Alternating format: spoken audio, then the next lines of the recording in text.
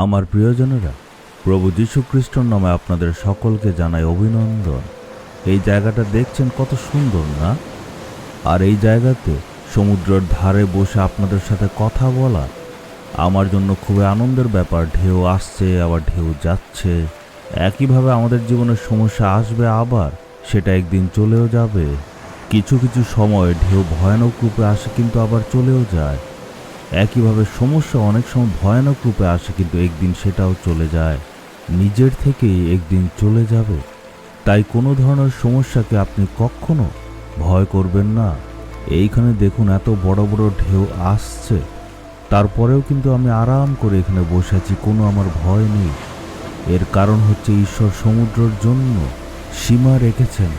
আমাদের জীবনে অনেক সমস্যা আসবে যেগুলি খুবই ভয়াবহ, কিন্তু আমাদের মনে রাখতে হবে সেটা নিজে নিজেই চলে যাবে।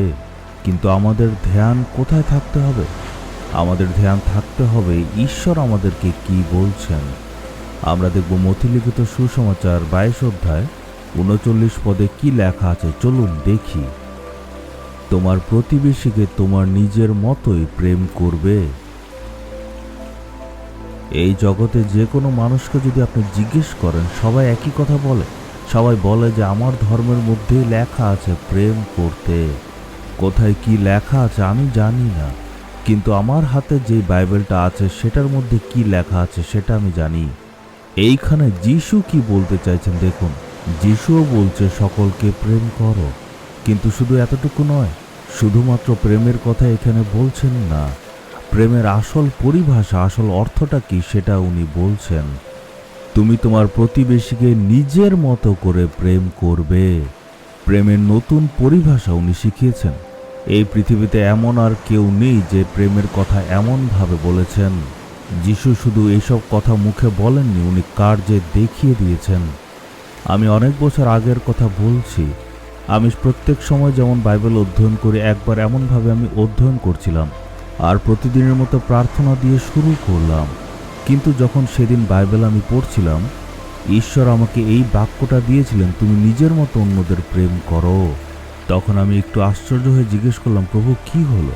তখন প্রভু আমাকে জিজ্ঞেস করলেন, তুমি সকলকে একইভাবে প্রেম করো? আমি বললাম, হ্যাঁ, আমি তো সকলকে একইভাবে প্রেম করি, আর আমি প্রত্যেক দিন সকলের জন্য মন থেকে প্রার্থনাও করি। আর আমি বললাম, প্রভু আমি সকল মিশনারি, সকল সংস্থাকে একইভাবে মন থেকে প্রেম করি। আর প্রত্যেকজন মিশনারি আর প্রত্যেকটি সংস্থা যাতে উন্নতি করতে পারে তার জন্য আমি সব সময় প্রার্থনা করি। ঈশ্বর আবার আমাকে জিজ্ঞেস করলেন, এই জিজাস রিডিমস মিনিস্ট্রিকে যেমনভাবে তুমি প্রেম করো এমনভাবে কি অন্যদেরকে করো?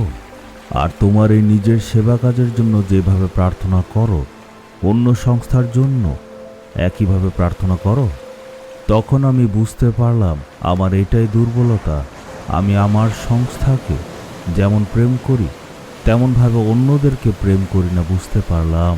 আর আমি তাদের জন্য মন থেকে প্রার্থনা করি না। হে প্রভু, আমি এইটার জন্য ঈশ্বরের কাছে গিয়ে ক্ষমা চাইলাম।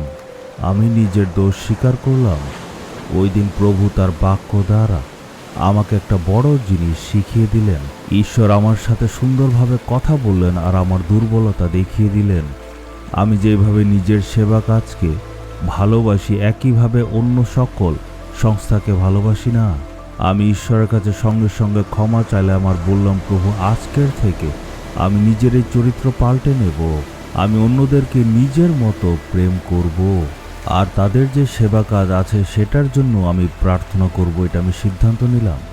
সেই দিন আমি নিজেকে অর্পণ করেছিলাম। আজকে আপনাকেও ঈশ্বর একই প্রশ্ন করছে, তুমি কি অন্যদের নিজের মতো প্রেম করো? তোমার প্রতিবেশী, তোমার সাথে যারা কাজ করে তাদের কি প্রেম করো? শুধু প্রেম করা নয়, নিজের মতো কি তাদেরকে প্রেম করো? আজকে ঈশ্বর সিধাসিধি প্রশ্ন করছেন। এই প্রশ্নটাকে নিয়ে একটু ভেবে দেখুন আর নিজেকে পরীক্ষা করুন। আমি কি অন্য লোকদেরকে নিজের মতো প্রেম করি? আমার স্ত্রীর পরিবারকে কি আমি নিজের পরিবারের মতো প্রেম করি? আমি আমার স্বামীর মা ও বাবাকে আমার নিজের মা বাবার মতো মন থেকে প্রেম করি?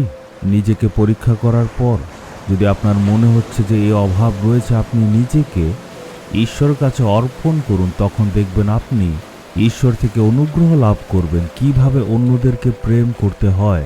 ঈশ্বর সেটা আপনার হৃদয়ে দান করবেন। আমাদের হৃদয়ে প্রেমের অভাব রয়েছে, আর সেটা একমাত্র প্রভু যীশু আমাদের মধ্যে দান করতে পারেন। আজকে ঈশ্বরের কাছে আমরা গিয়ে প্রার্থনা করে বলবো, হে প্রভু, আপনি আমার মধ্যে প্রকৃত প্রেম দান করুন, সেটা আমার মধ্যে নেই। প্রভু যীশু, সেই প্রেম আপনি আমার হৃদয়ের মধ্যে দান করুন। আজকে আমি নিজেকে অর্পণ করছি প্রভু যীশু খ্রিস্টর নামে চাইলাম। Amen, amen.